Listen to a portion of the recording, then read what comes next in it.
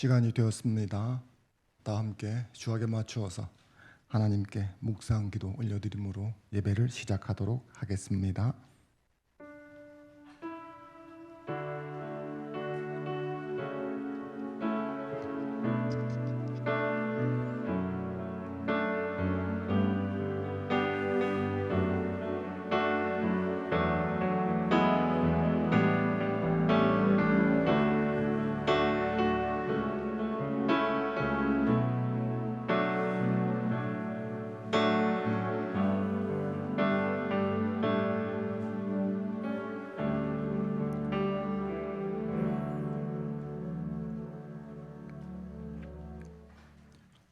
그 후에 내가 내 영을 만민에게 부어주리니 너희 자녀들이 장래일을 말할 것이며 너희 늙은이는 꿈을 꾸며 너희 젊은이는 이상을 볼 것이며. 거룩하신 아버지 하나님, 우리를 구원하여 주셔서 참으로 감사를 드립니다. 사망 권세 아래서 멸망할 수밖에 없는 저희를 불쌍히 여기사 그리스도 예수를 통해서 새 일을 행하심으로 새 영을 우리에게 부어주시고 새 마음을 주셔서 하나님을 아바 아버지라 부르게 해 주셨습니다. 그 은혜에 감사하며 주의 종들이 하나님만을 찬송하고 예배하기 위해 주의 이름 앞에 모여왔습니다. 하나님, 이 시간 우리와 함께 하시고 우리의 예배를 기뻐 받아 주시옵소서. 우리가 하나님만을 예배하고자 하오니 하늘의 문을 여시고 이곳에 함께 자정하시고 우리 예배의 처음부터 하나님께서 인도하시사 주의 존전 앞으로 우리 모두를 친히 이끌어 주옵소서. 이 예배가 하나님을 기쁘시게 하는 예배되며 하나님을 예배하는 주의 종들이 하나님으로 인해 기뻐하고 즐거워하는 예배 될 수 있도록 주께서 은총 베풀어 주시기를 간절히 소망하며 주 예수님의 이름으로 기도 드리옵나이다. 아멘.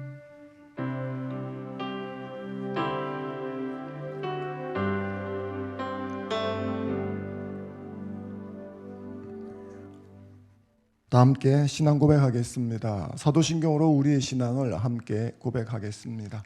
자막을 참조하셔도 좋겠습니다. 함께 신앙 고백합니다.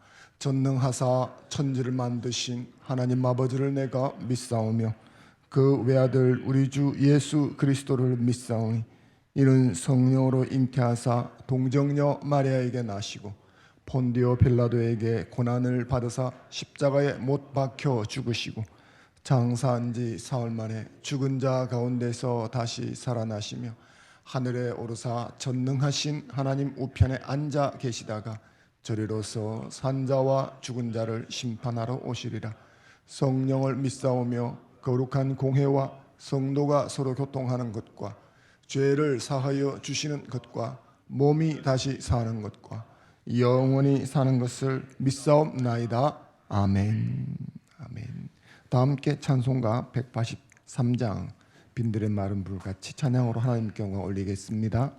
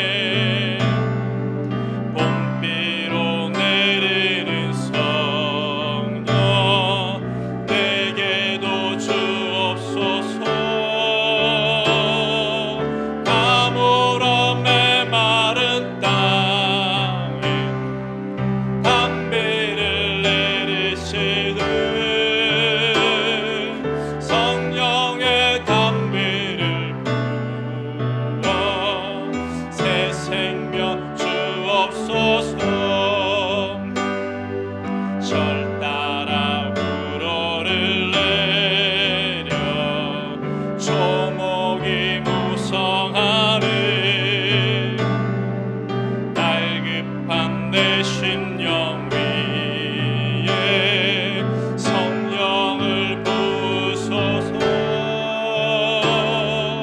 가물어 메마른 땅에 담비를 내리시듯 성령의 담비를 부어 새 생명 주옵소서. 참되신 사랑의 언약 어길 수 있사오랴. 오늘의 흡족한 일에 줄 믿습니다. 가물어 메마른 땅에 담비를 내리시듯 성령의 담비를 부어 새 생명 주옵소서.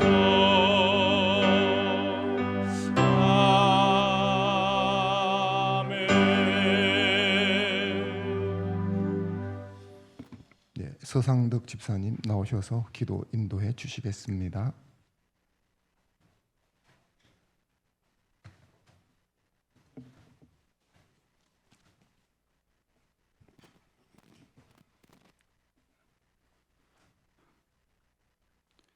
하늘에 계신 우리 아버지여, 아버지의 이름이 거룩히 여김을 받으시옵소서. 아버지의 나라가 이 땅에 임하시기를 원하오며 아버지의 뜻이 하늘에서와 같이 이 땅에서도 이루어질 것입니다. 우리가 아직 죄인 되었을 때에 예수 그리스도의 십자가의 피로 생명과 기업을 얻게 하심에 감사를 드립니다. 그 사랑, 그 고통, 그 섬김을 받기에 합당하지 못한 우리와 같은 자에게 부어주신 지극히 크신 사랑을 우리가 받았사오니 이와 같이 우리도 주님을 본받아 이웃을 사랑하기를 원합니다. 그러나 이미 새 것이 되었으나 잔존하는 죄의 영향을 받아 아직도 우리의 감정과 정서는 죄의 충동질에 넘어갈 때가 많아서 사랑해야 할 형제와 이웃을 사랑하지 못하고 마땅히 죽여야 할 죄를 사랑할 때가 많사오니 성령 하나님이시여 우리가 은혜의 지배 안에 머무를 수 있도록 죄를 죽이게 하시고 신자로서 마땅히 행해야 할 명령과 규례와 법도를 지킴으로써 날마다 주께로 가까이 나아가는 신앙이 되게 하여 주시옵소서. 하나님을 아는 지식을 허락하여 주옵소서. 하나님을 예배하기 위해 이 시간 우리가 교회로 모였습니다. 머리 대신 예수 그리스도를 의지하여 전심으로 살아계신 하나님께 예배를 드리오니 영광 홀로 받으시고 우리의 찬양과 경배를 받아 주옵소서. 또한 우리에게 주시는 은혜의 말씀을 받게 하시고 이 시간 각인의 하나님을 인격적으로 만나는 시간이 되게 하여 주시옵소서. 말씀을 대언하시는 전재용 담임 목사를 축복하옵소서. 선포되는 말씀에 성령께서 함께 하시어 하나도 땅에 떨어지지 않게 하시고 성도들의 마음밭에 심기어 30배, 60배, 100배의 결실을 맺게 하옵소서. 육체적으로나 경제적으로 어려운 지체들을 기억하시고 그들을 위로하시고 교회가 그들을 도울 수 있도록 그들의 힘든 사정을 알게 하옵소서. 성도들의 직업과 가정을 축복하시고 그들의 일터에서 떡반죽 그릇이 복을 받게 하옵소서. 소금과 같은 하나님의 말씀을 기준으로 삼는 가정이 되게 하옵소서. 청년과 청소년 유년주일학교를 축복하셔서 그들이 예수를 알게 하시고 자기의 하나님을 만나게 하시고 그들의 삶을 주를 위해 결단하고 확정하게 하옵소서. 장년과 노년을 보내시는 성도들을 축복하시고 나이가 들수록 주님을 더 알게 하시고 존귀하고 존경받는 노년을 보내게 하옵소서. 경제적으로도 육체적으로도 위로하여 주시옵소서. 우리가 복음 전파와 전도와 선교에 더욱 힘쓰게 하셔서 잃어버린 영혼을 찾는 교회가 되게 하옵소서. 또한 구제와 긍휼의 사역에도 지경을 넓히시고 미자립 교회를 위로하는 교회가 되게 하옵소서. 우리 화평교회 주신 하나님의 약속들을 속히 이루어 주셔서 오직 하나님이 영광 받으시는 교회가 되게 하옵소서. 주께 감사드리오며 모든 말씀 우리 주 예수 그리스도 이름으로 기도드립니다. 아멘.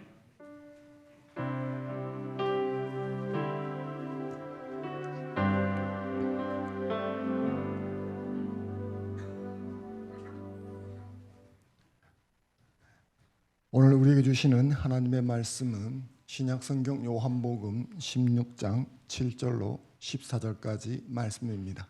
성경을 들고 자리에서 일어서 주십시오. 제가 한 절 읽고 여러분이 한 절 읽고 교독하겠습니다. 마지막 절은 같이 읽고요. 집에서 영상으로 예배를 드리신 분들은 자세를 단정히 하시고 함께 성경을 읽어주시면 좋겠습니다. 제가 먼저 한 절 읽겠습니다. 그러나 내가 너희에게 실상을 말하노니 내가 떠나가는 것이 너희에게 유익이라. 내가 떠나가지 아니하면 보혜사가 너희에게로 오시지 아니할 것이요 가면 내가 그를 너희에게로 보내리니 그가 와서 죄에 대하여 의에 대하여 심판에 대하여 세상을 책망하시리라. 죄에 대하여라 함은 그들이 나를 믿지 아니함이요 의에 대하여 함은 내가 아버지께로 가니 너희가 다시 나를 보지 못함이요 심판에 대하여라 함은 이 세상 임금이 심판을 받았음이라. 내가 아직도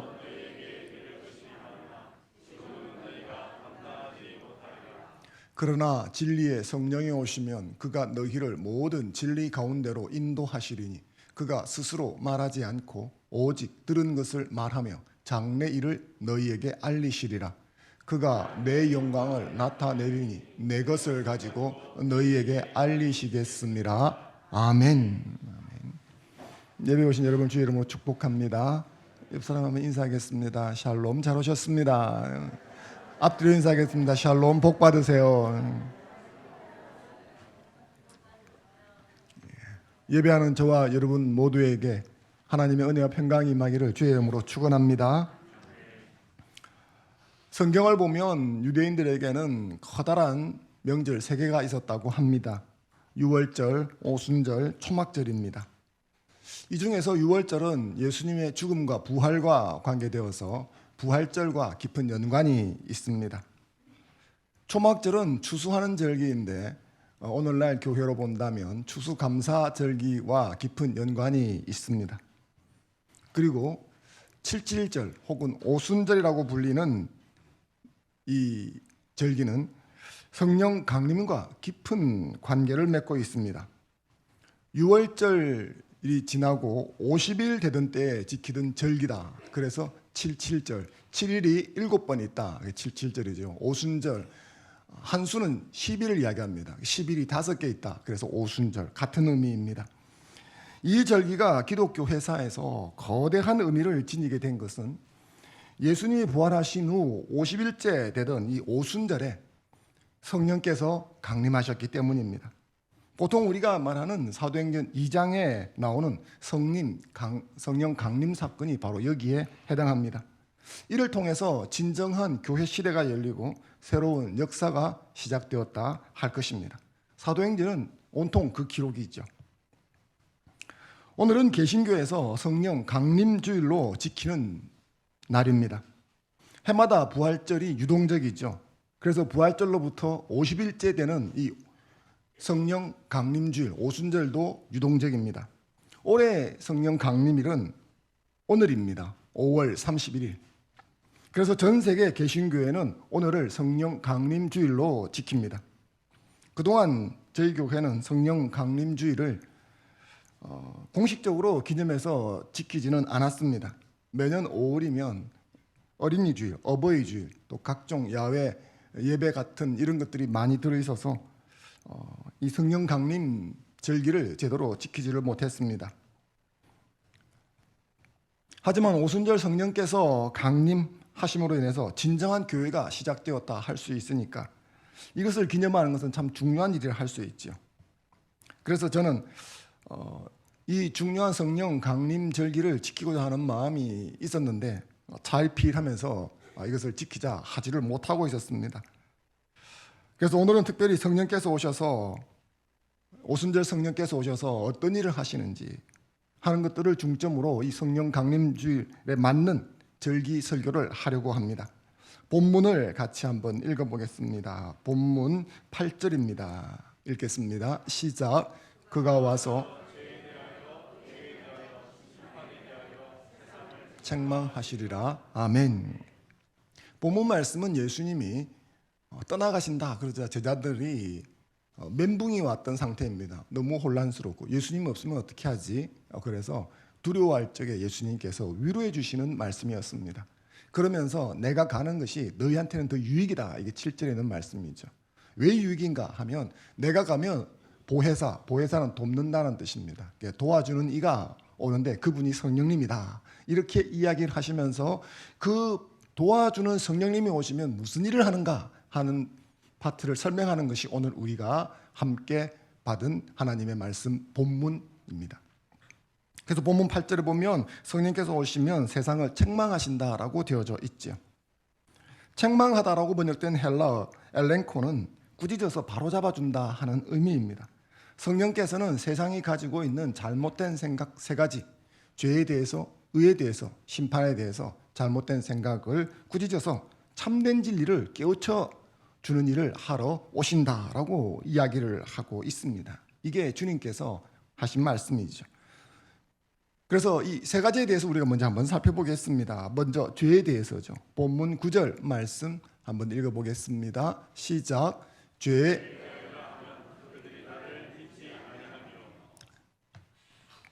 먼저 죄에 대해서 성령님께서 참된 진리를 가르쳐 주십니다. 죄에 대해서도 세상에서 정의가 있죠. 양심이나 도리에 벗어난 행위, 이게 사전적인 의미입니다. 양심이나 도덕을 어기는 윤리적인 행위나 법률을 위반하여 처벌받아야 되는 행위들을 죄라고 말을 합니다.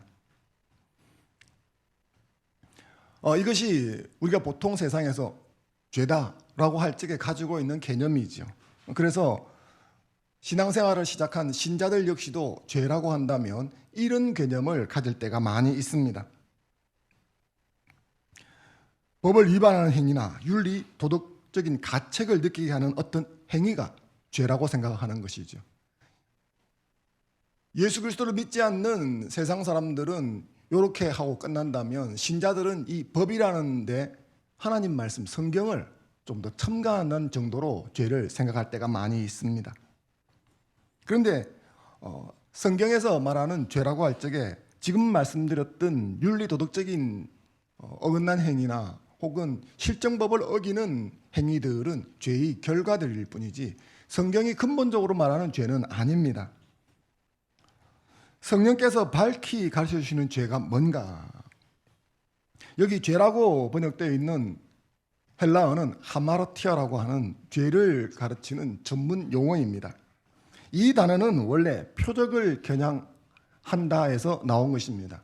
화살을 들고 표적을 향해서 겨냥해서 쏘지 않습니까? 쏘면 결과가 두 개가 있죠.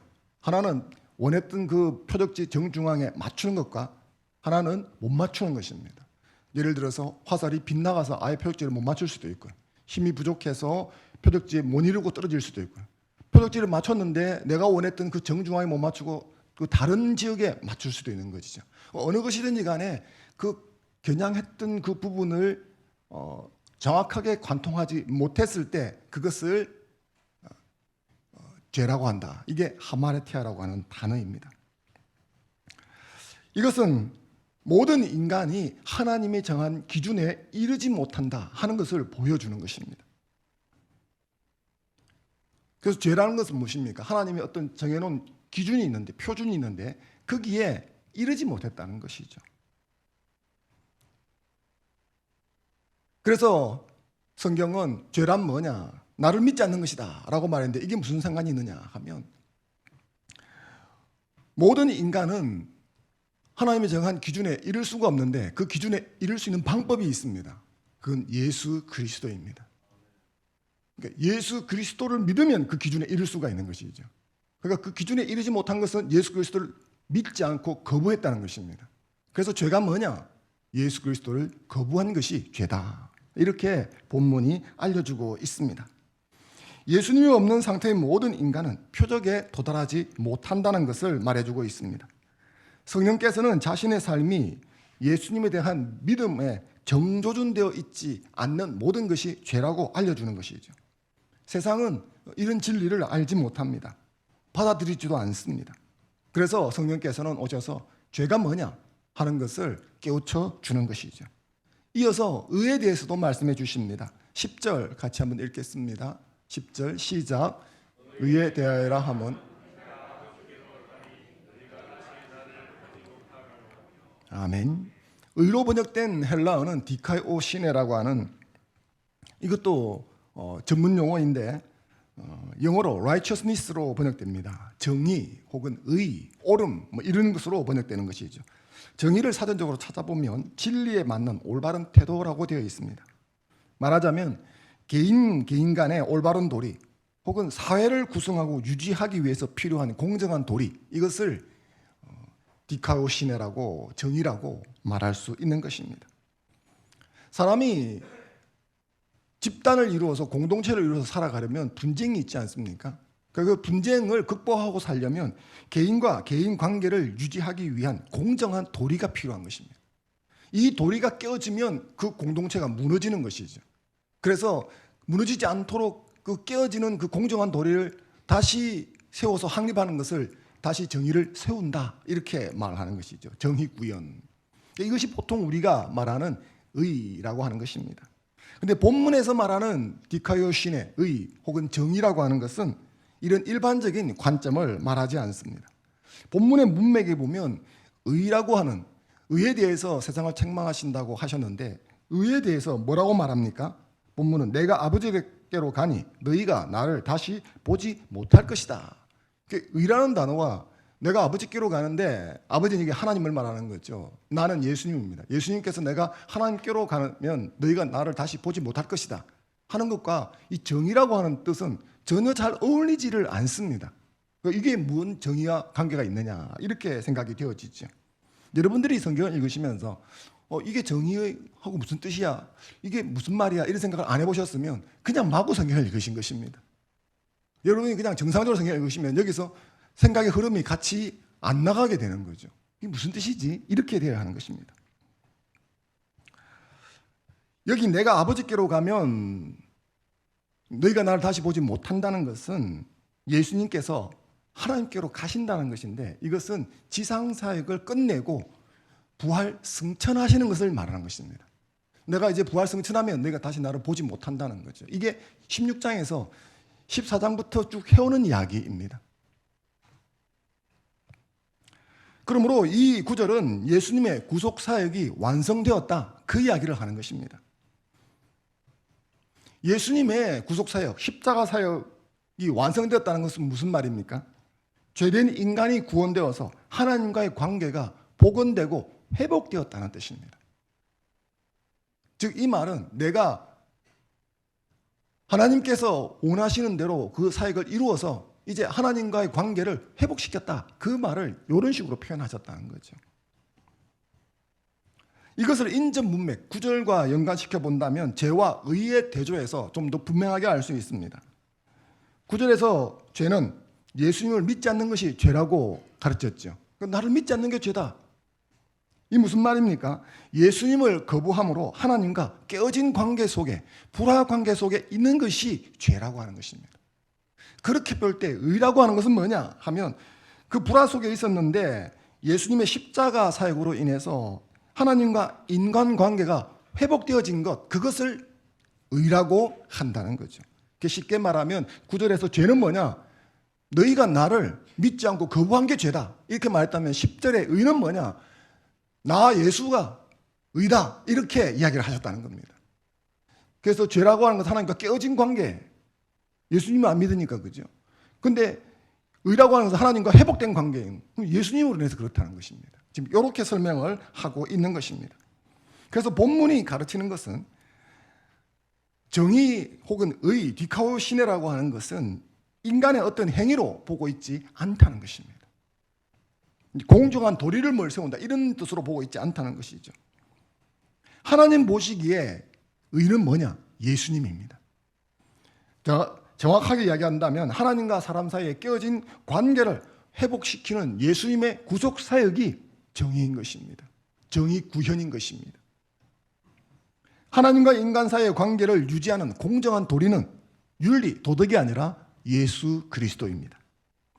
예수님은 하나님의 공의를 어기지 않고도 택한 백성과의 관계를 회복시키고 유지하게 하셨습니다. 빌립보서 2장 6절에서 7절, 8절 말씀은 아주 유명하죠. 예수님께서 십자가 지시기 위해서 권리를 포기하고 죽기까지 순종하심으로 하나님의 영광을 드러내셨습니다. 하나님의 절대적인 기준을 충족시켜서 하나님의 영광을 드러내셨습니다. 이건 오직 예수님만이 가능한 일이었습니다.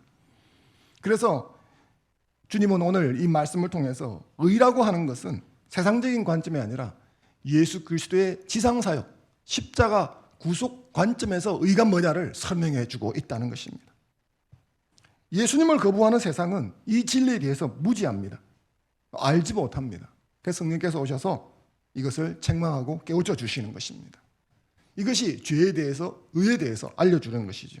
심판에 대해서도 가르쳐 주십니다. 11절 말씀 같이 한번 읽어보겠습니다. 11절 시작.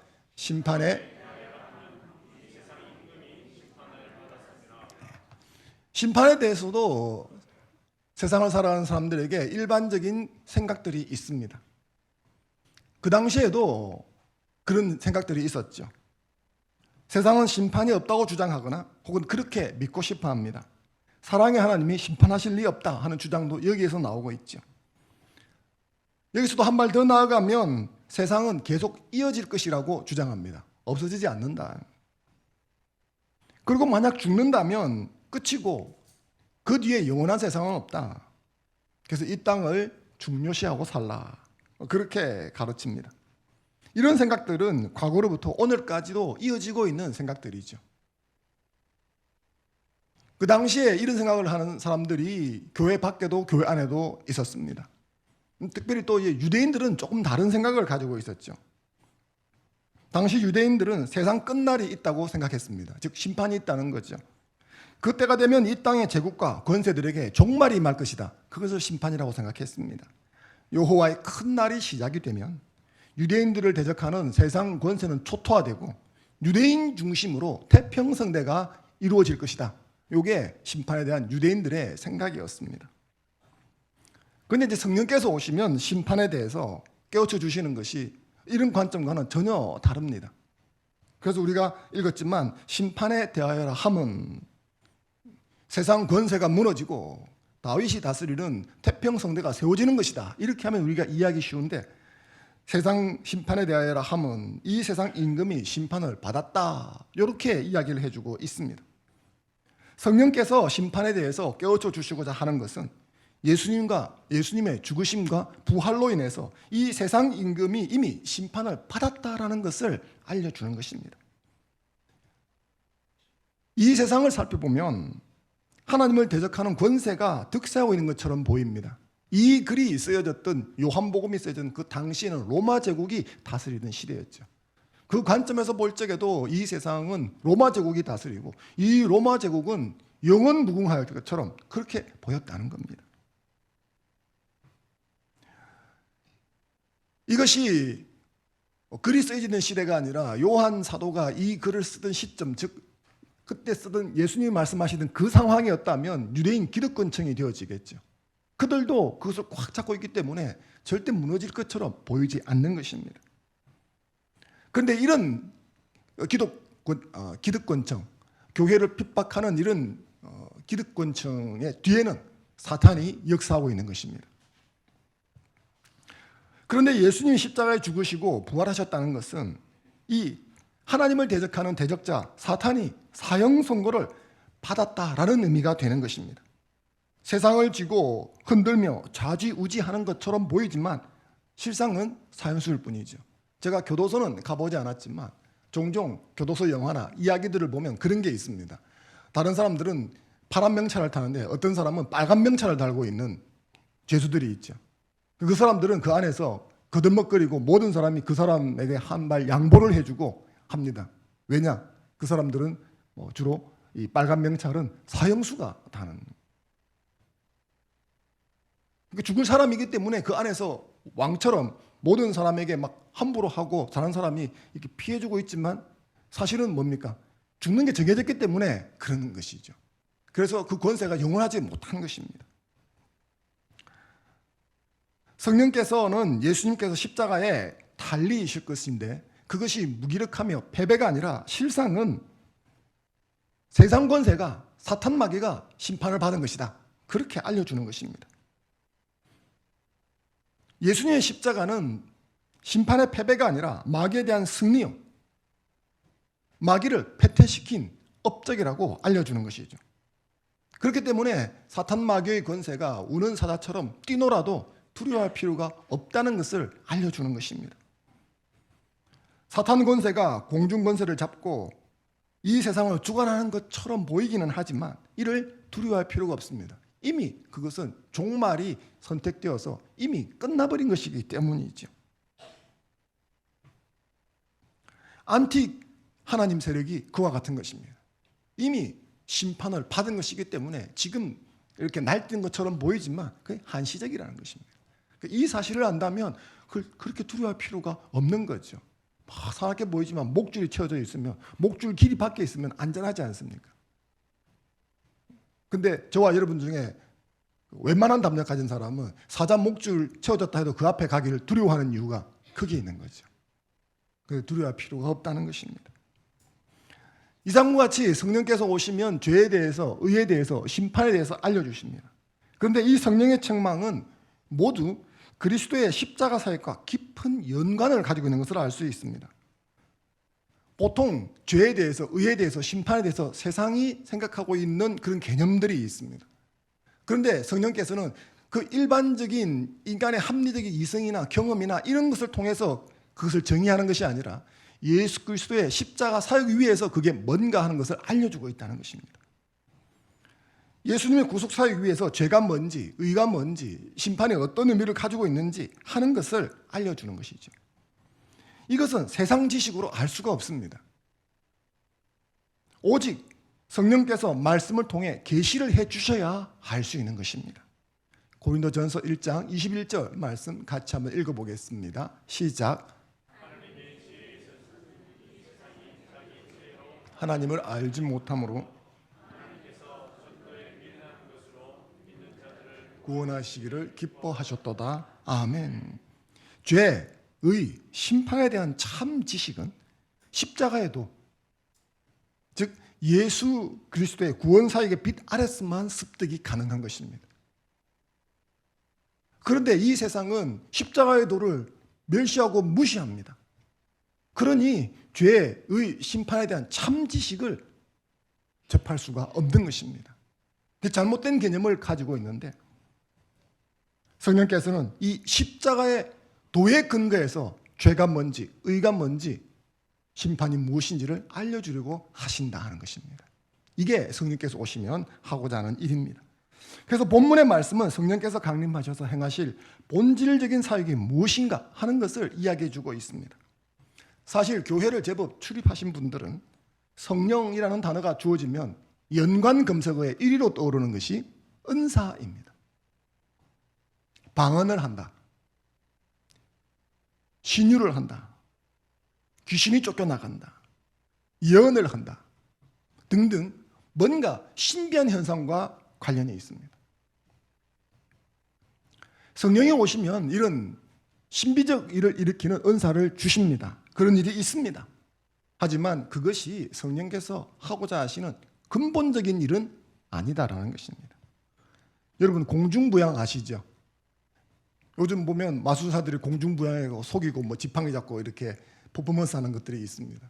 그게 아니더라도 공중부양을 한다고 해가지고 수련하는 사람들이 있습니다. 제가 이제 그런 사진이나 뉴스를 한 번씩 보면 항상 그 생각이 떠오릅니다. 떠서 뭐 할래? 그 공중부양에서 떴는데 그래서 떡이 나오는 것도 아니고 빵이 나오는 것도 아닐 텐데 떠서 뭐 할래? 이런 생각이 듭니다. 공중부양에서 신기한 체험을 했는데 그것 말고는 무슨 의미가 더 있습니까? 신비한 능력 행함은 성령께서 행하고자 하시는 근본적인 일을 위한 보조 수단일 뿐입니다. 그런데 우리가 교회를 출입하면 성령님이 오셔야겠다, 성령님을 체험해야겠다 할 적에는 항상 뭡니까? 이게 주된 일이 되는 것이죠. 뭔가 신비한 체험을 하고 뭔가 놀라운 일을 보고. 그런데 성령께서 오셔서 하고자 하시는 근본적인 사역은 그런 것이 아닙니다.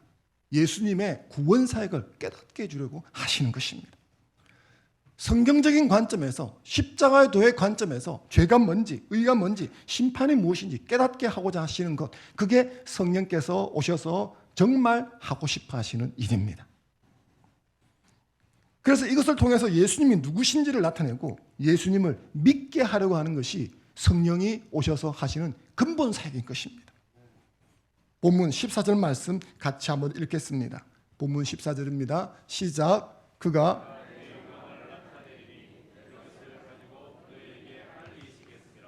아멘. 성령께서 강림하시는 근본 이유는 예수 그리스도를 알리기 위함입니다. 사랑하는 성도 여러분, 성령께서 임하시는 이유를 알고 성령님을 사모하는 저와 여러분이 되었으면 좋겠습니다. 내 만족이나 호기심, 신비체험, 영성고치 이런 것들을 위해서 성령께서 오신 것이 아닙니다. 어떤 사람이 신비한 체험을 했기 때문에 그 사람이 믿음이 좋으냐? 결코 아닙니다. 간증을 하는데 삼청천을 갔다 오고 천국을 갔다 오고 기도하니까 어떤 사람이 병이 낫고 그래서 그 사람이 믿음이 좋으냐? 아닙니다. 그런 것은 믿음의 척도가 되는 것이 아닙니다. 왜냐하면 성령께서 하고자 하시는 근본 사역이 그런 게 아니기 때문입니다. 그런 것들은 성령께서 하고자 하시는 일에 부차적으로 도움을 주기 위해서 일어나는 현상들입니다. 성령께서는 온 세상에 예수님이 누구신지, 예수님의 구원 사역이 어떤 의미를 가지고 있는지를 알리기 위해서 오신 것입니다. 그래서 여러분 가운데 나는 방언할 줄 모른다, 나는 기도해도 귀신이 안 쫓겨나가더라, 그럼 나는 믿음이 없다, 그런 게 아닙니다. 여러분 가운데 그런 신비체험을 못했다 할지라도 여러분이 예수 그리스도가 누구신지를 깊이 깨닫고 죄에 대해서 여러분이 깨닫고 의에 대해서 깨닫고 심판에 대해서 깨닫고 그리고 그것들을 세상에 전파하기 시작한다면 여러분에게 성령께서 역사하고 계신 것입니다. 따라서 우리는 성령께서 하시고자 하시는 일에 우리의 마음과 생각에 초점을 맞추어야 합니다. 세상은 성령이 누구신지, 예수님이 누구신지, 하나님의 구원 계획이 무엇인지 원천적으로 알 수가 없습니다. 거부를 하니까요. 그리고 그래서 무지합니다. 그런데 예수님을 믿고 신자된 자가 이런 기본적인 기독교 진리에 대해서 무지한 것은 변명의 여지가 없는 것입니다. 오늘날 교회 안에서 많은 무리가 일어나는 것들 중에 하나는 바로 이런 성령님에 대한 무지에서 오는 것이 너무 많습니다. 따라서 신자된 우리는 성경을 펼치고 성령께서 내 눈을 열어 그리스도를 아는 지식에 날마다 자라가게 해달라고 간구해야 될 줄로 믿습니다. 베드로후서 3장 18절 말씀 같이 한번 읽어보겠습니다. 시작.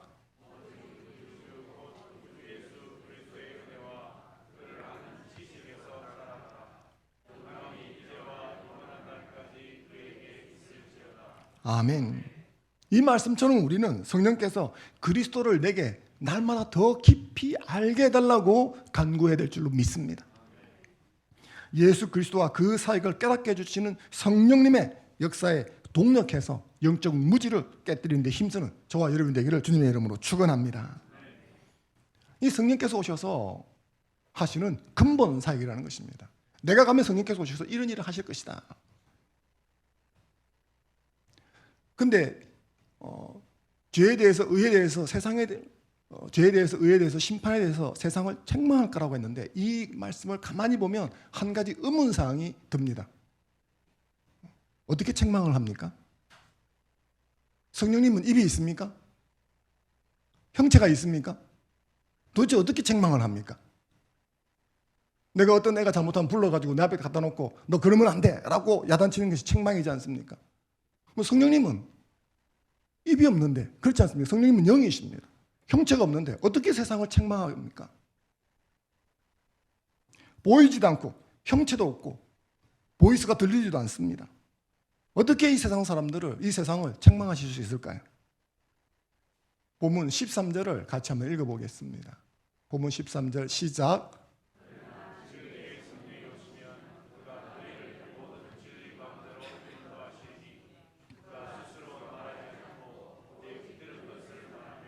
장래일을 너희에게 알리시리라. 아멘.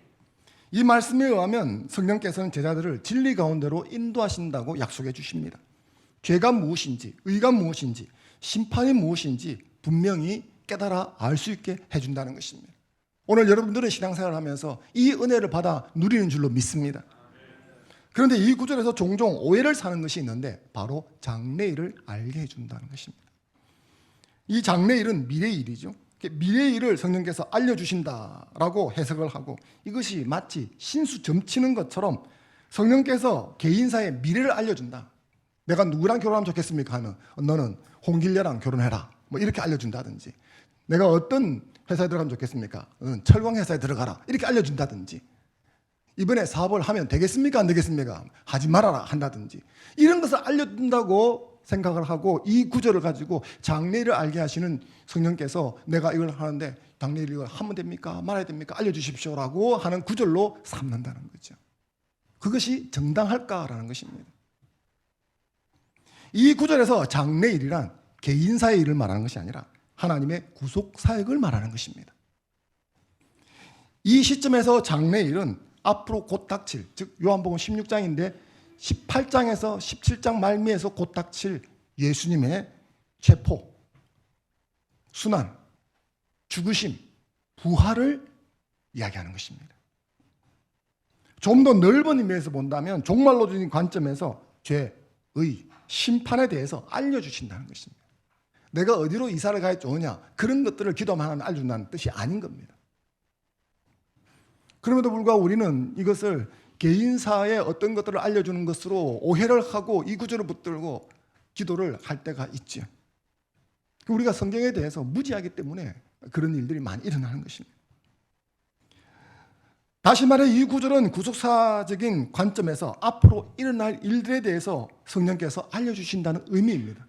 그렇다면 지금 우리 관점에서 본다면 이 일들은 성경에 다 계시가 되어 있는 것이죠. 실제로 오순절 성령께서 임했을 때 제자들은 예수님의 행적이나 말씀의 본질적인 의미를 다시 깨닫게 해주셨습니다. 예를 들어보죠. 마태복음 21장 3절 4절 말씀입니다. 같이 읽겠습니다. 시작. 만일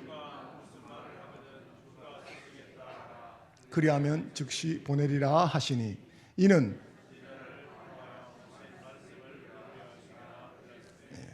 3절은 예수님께서 종료주일에 입성할 적에 하신 말씀입니다. 나귀 한 마리 끌고 와라, 뭐 이런 말씀을 하신 것인데, 4절은 이후에 마태가 해석해서 넣은 것입니다. 그러니까 당신은 몰랐다는 거죠. 근데 나중에 깨닫고 보니까 그때 예수님이 하신 그 말씀이 스가랴 9장 9절 말씀을 이루려고 정의를 구원하러 오시는 그 심판의 왕이 겸손해서 나귀를 탄다는 이 구절을 응하게 하기 위해서 나귀를 끌고 오게 하셨구나, 그것을 깨달았다는 겁니다. 도대체 어떻게 깨달았을까요?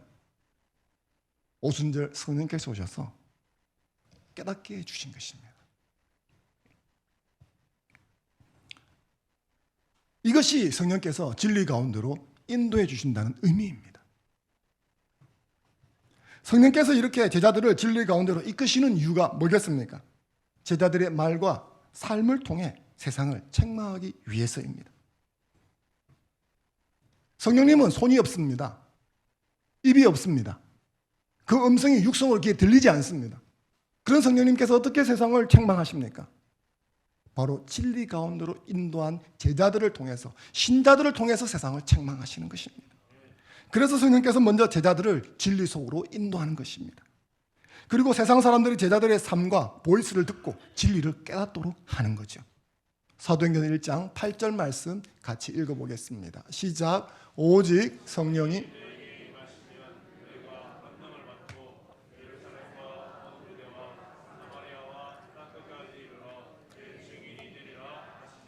아멘. 성령께서는 구원받은 신자들을 증인되게 함으로써 이 세상 사람들이 구원의 진리를 깨닫도록 하시는 것입니다. 성령이 계시네, 할렐루야 내게 계시네 라는 책이 있습니다. 아주 오래전에 나온 책입니다. 황의성 씨가 지은 책인데 일종의 신앙 간증집입니다. 찬송가 191장 내가 매일 기쁘게 순례의 길 행하며 하는 이 찬송가의 후렴 부분이 성령이 계시네 할렐루야 함께 계시네 하는 것입니다. 그래서 이 후렴 부분을 책 제목으로 삼았습니다. 이것이 이분에게 큰 감동이었기 때문이죠. 이 황의성 씨는 소년 시절부터 절도, 폭력, 강도, 강간 등 닥치는 대로 죄를 저질렀던 질이 아주 나쁜 사람이었습니다. 그래서 교도소를 여러 번 갔다 왔다고 합니다. 그런데 1970년 12월 형기를 7개월 남기고 안양교도소로 이감이 되었습니다. 근데 새롭게 이감되니까 또 문제가 생겼습니다. 새롭게 지정된 감방에 들어가니까 먼저 와 있는 고참들이 신참 들어왔다고 괴롭히기 시작하는 거죠. 근데 나도 감방 생활 좀 하고 출소 기간이 7개월밖에 안 남았는데 신참처럼 대접하니까 화가 나니까 맞붙어서 싸우게 되었습니다. 여러 명과 싸우니까 이길 수가 없는 거죠. 그래서 덤벼들 때마다 늘씬하게 두들겨 맞고 분을 사귀다가 또 그런 일이 생기면 또 덤벼들다가 맞고 피를 흘리고 그런 일들이 그 감방 안에서 계속 되었다고 합니다. 그러던 어느 날 이 황의성 씨는 감방 안에 변기통 옆에서 한 죄수가 이 싸움을 보면서 눈물로 기도하는 것을 보았습니다. 처음에는 하나님께 기도한다 이런 것을 몰랐던 거죠. 그런데 이제 그런 기도를 마친 그 사람이 눈물도 채 닦지 않은 채 피투성이로 쓰러져 있는 자기한테 와서 피를 닦아주고 간호를 해주는 것을 경험했습니다. 그때 이 황의성 씨는 자신의 가슴이 마치 불덩이가 날아와서 불을 붙이는 것처럼 뜨거워졌다라고 고백을 했습니다. 그리고 이 황의성 씨는 이 착실한 신자 제수와 친하게 지내면서 그리스도를 소개받고 영접하고 성경을 읽으면서 뜨거운 성령의 은혜를 체험하게 되었다고 합니다.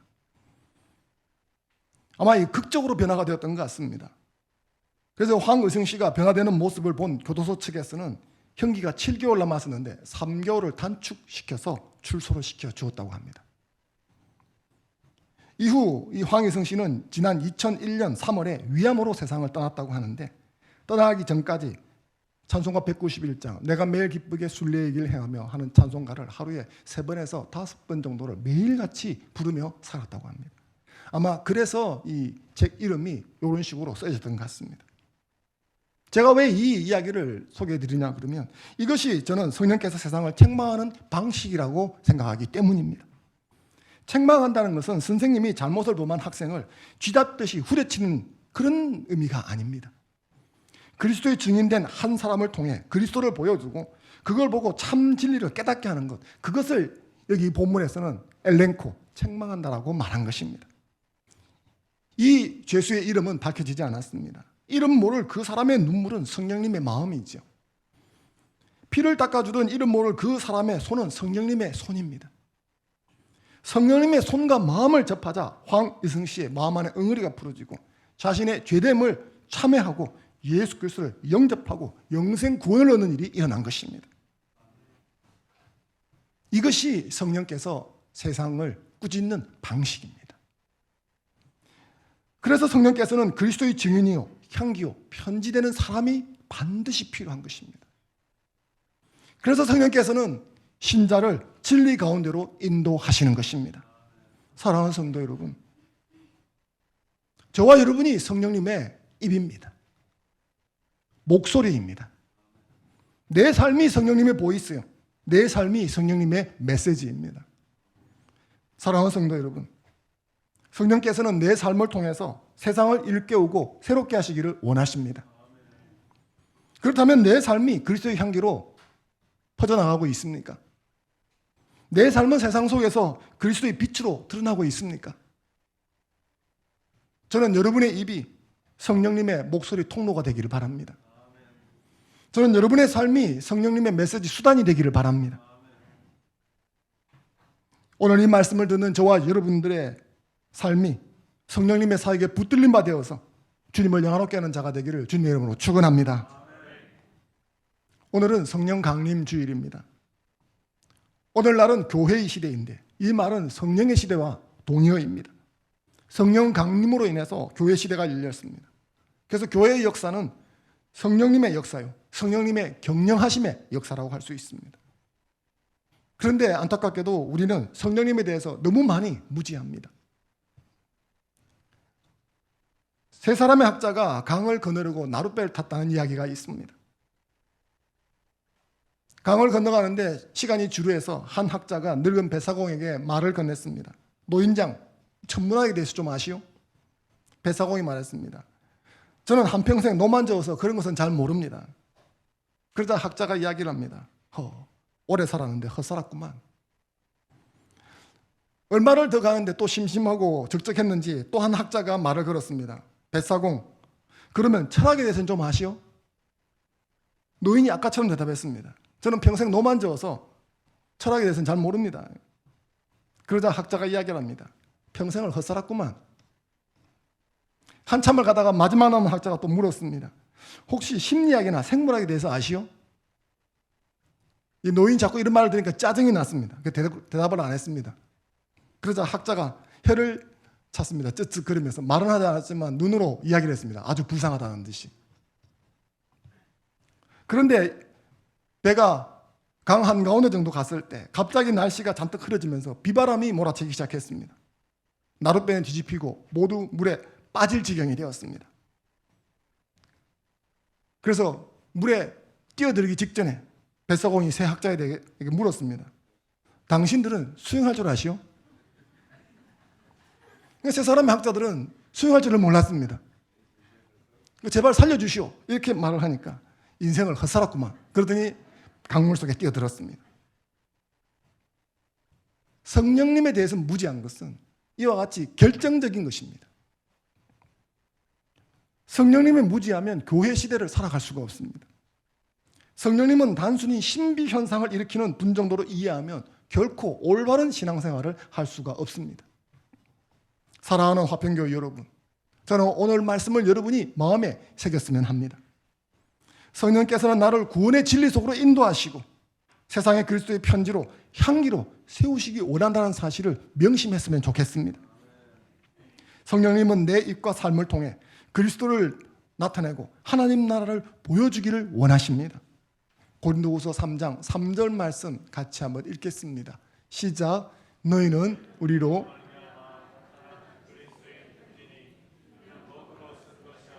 오직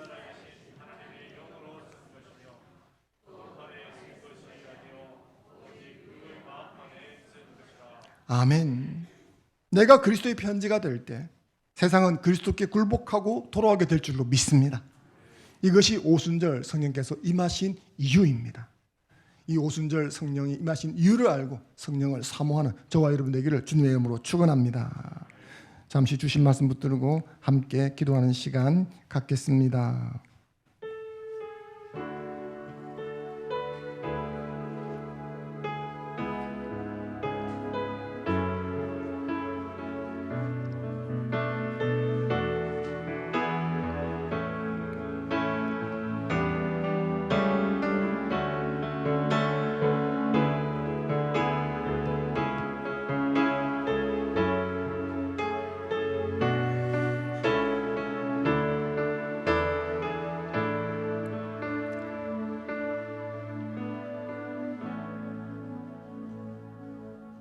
우리를 사랑하시고 구원의 손을 펼쳐 건져주시는 하나님, 참으로 감사를 드립니다.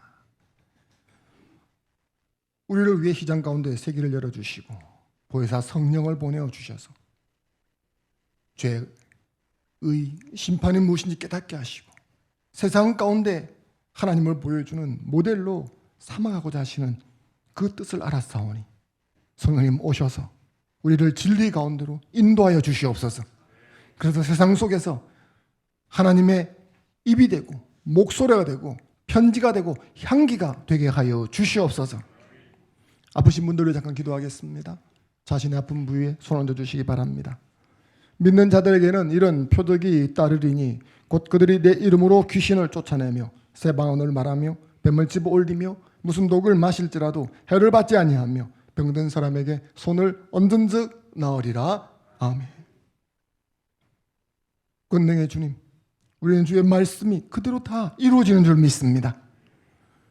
세상 가운데 하나님을 보여준 축복의 통로가 되기 위해서 우리 육신의 장애도 하나님의 살아계심을 증거하는 증거 자료가 되게 하여 주시옵소서. 말씀하시면 내 육신의 장애가 그 증거 자료로 뒷바뀔 것을 믿고 손을 얹어 싸우니 주님 치유하시고 회복시키시고 고쳐 주시옵소서. 나사렛 예수 이름으로 명하노니 믿음으로 손 얹은 부위에 있는 질병은 이 시간 깨끗하게 나음을 입을지어다.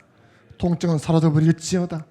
주 보좌로부터 치료하는 광선이 발하여져서 그 온몸을 관통하고 지나갈 적에 그 속에 있는 모든 것들은 치유될지어다. 주의 이름으로 선포하였습니다. 외양간에서 나온 송아지가 절로 펄쩍펄쩍 뛰는 것처럼 주님을 찬양하는 복된 입술들 다 되게 하여 주시옵소서. 감사합니다. 예수님 이름으로 기도드렸습니다. 아멘. 찬양 모든 민족에게 주성령 부어 주소서. 찬양 하나님께 올려드리겠습니다.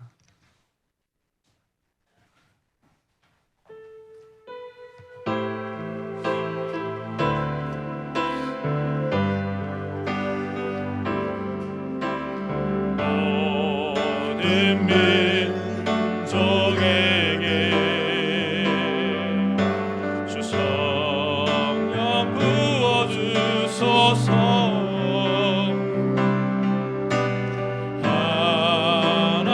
하나님의 백성 주의 말씀 주시고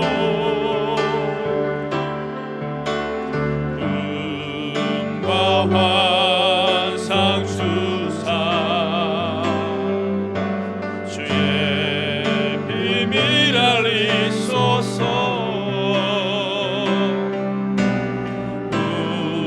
우리 믿사오니 하늘이 주의 날 선포케 하소서. 주의 영이 임하여 근궁이 땅 위에 일어나리라. 모든 영혼 깨어 일어날 때 주 예수를 부르는 자를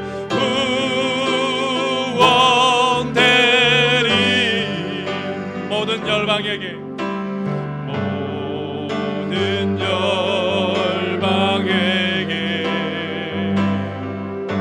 주 성령 부어 주소서.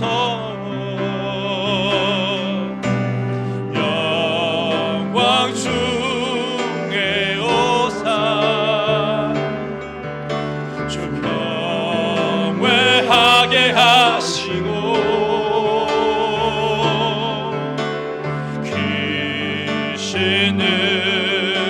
능력으로 땅과 하늘 흔드소서. 주를 기다리리. 만물이 주의 날을 보게 하소서. 그날에 주의 영이 임하여 큰 붕이 땅 위에 일어나리라. 모든 영혼 깨어 일어날 때 주 예수를 부르는 자를 구원되리. 그날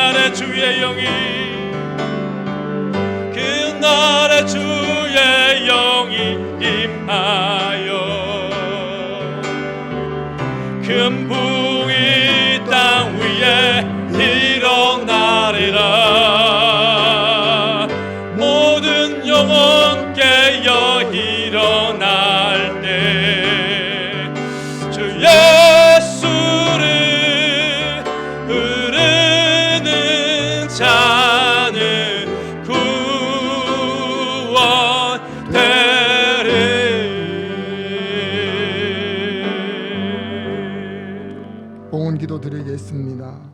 너의 재물과 너의 소산물에 처음 익은 열매로 여호와를 공경하라. 그리하면 너의 창고가 가득히 차고 너의 포도즙 틀에 새 포도즙이 넘치리라. 아멘.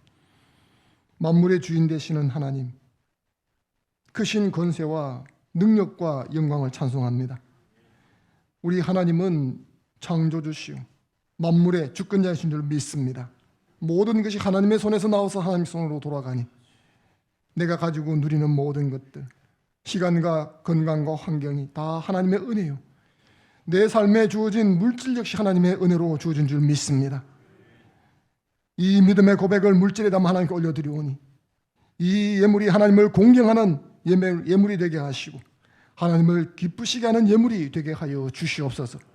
바라고 원하옵건대 이 믿음으로 사는 자를 하나님께서 눈여겨보시옵시고 때를 따라 돕는 은혜를 부어주셔서 하나님이 축복하시는 인생이 어떤 것인가를 세상에 보여주게 하여 주시옵소서.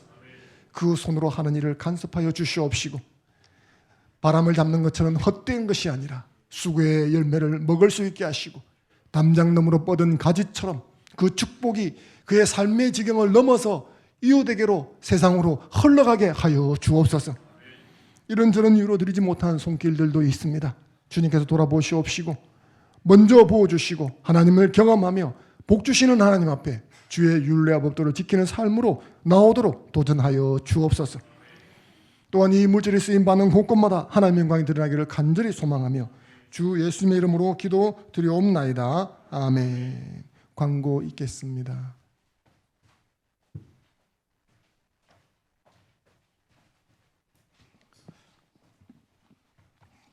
광고드립니다. 1번입니다. 교회에 입장하시는 성도님들은 코로나19 예방 수칙을 꼭 지켜주시기 바랍니다. 2번입니다. 지난 주일 청소년부 예배가 시작되었습니다. 약 10여 명이 참석했다고 합니다. 이어 오늘부터는 우리 주일학교 유초등부 예배가 오늘부터 시작됩니다. 코로나19로부터 안전하고 은혜로운 예배가 되도록 기도해 주시기 바랍니다. 3번입니다. 교회 시설 중 교육관과 본당에 삼성에는 독서실은 아직 사용할 수 없습니다. 어린이와 청소년 자녀를 둔 학부모님들은 참고해 주시기 바랍니다. 4번입니다. 내일 6월 1일 월상 예배가 본당에서 오전 6시에 있습니다. 전지현 집사님 기도인다십니다. 코로나 예방 수칙을 잘 지켜주셔서 안내위원들의 안내에 협조해 주시기 바랍니다. 5번 6월 말씀 묵상표가 데스크에 비치되어 있습니다. 필요하신 분들은 한 분씩 가져가시기 바랍니다. 6번입니다. 이승미 집사 여사수마을 기쁨순 소속입니다.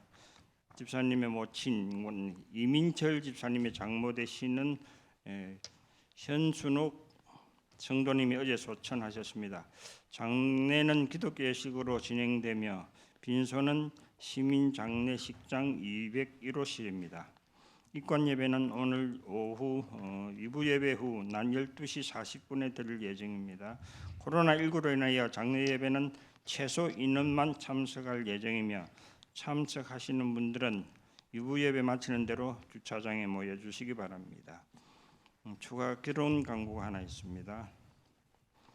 전재현 집사, 정혜리 집사의 장남 전성진 청년의 결혼식이 6월 6일 이번 주 토요일입니다. 12시 10분 대구 라운제나 호텔에서 거행됩니다. 하객버스가 대림시티 프라자 앞에서 오전 9시 50분에 출발합니다. 참석하시는 성도님들은 시간에 맞춰 해당 장소로 오시면 감사하겠습니다. 결혼식 관계로 다음 주일 예배 참석은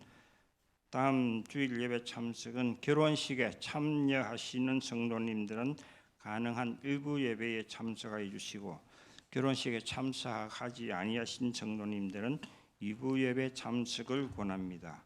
변동이 있을 경우 순장님을 통해 전달하도록 하겠습니다. 7번 다음 주 헌신하실 분들입니다. 주일 1부 기도에 정순영 집사, 2부 기도에 유성일 집사, 수요 예배 기도에 김정래 권사, 본당 안내에는 인수연 집사와 세가족부, 정문 안내에는 남이마을 유익순이 헌신하시겠습니다. 찬양하고 축복기도 후에 예배를 폐하도록 하겠습니다. 찬송가 191장 찬양하겠습니다.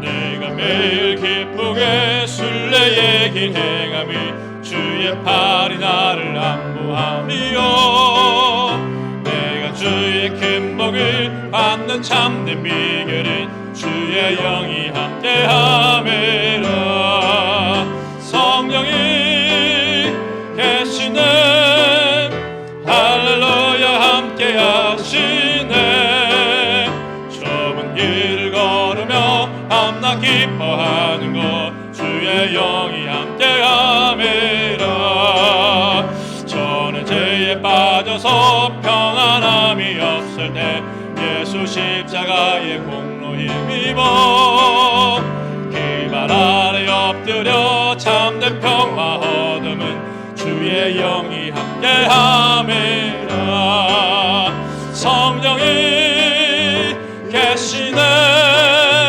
할렐루야 함께하시네 좁은 길을 걸으며 밤낮 기뻐하는 것 주의 영이 함께함이라 나와 동행하시고 모든 염려하시니 나는 숲의 새와 같이 기쁘다 내가 기쁜 마음으로 주의 뜻을 행함은 주의 영이 함께함이라 성령의 예시네 할렐루야 함께하시네 좁은 길을 걸으며 밤낮 기뻐하는 것 주의 영이 함께함이라 세상 모든 욕망과 나의 모든 정욕은 십자가에 이미 못을 박았네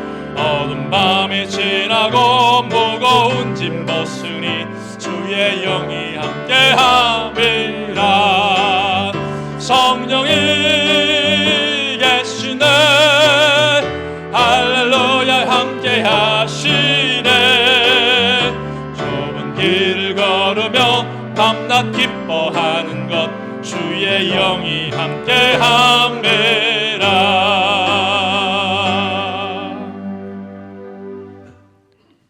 여호와는 너에게 복을 주시고 너를 지키시기를 원하며 여호와는 그의 얼굴을 너에게 비추사 은혜 베푸시기를 원하며 여호와는 그 얼굴을 너에게로 향하여 드사 평강 주시기를 원하노라. 아멘.